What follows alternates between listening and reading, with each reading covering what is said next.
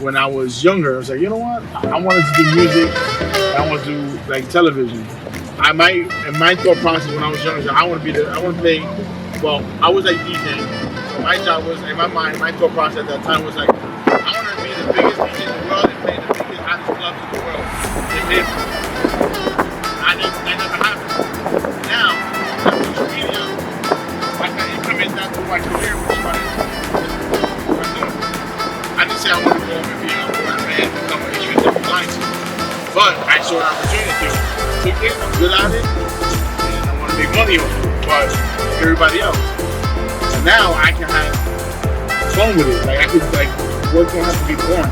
Work can be kind of related to what I really wanted to go to first, which was music and videos, you know, like movies.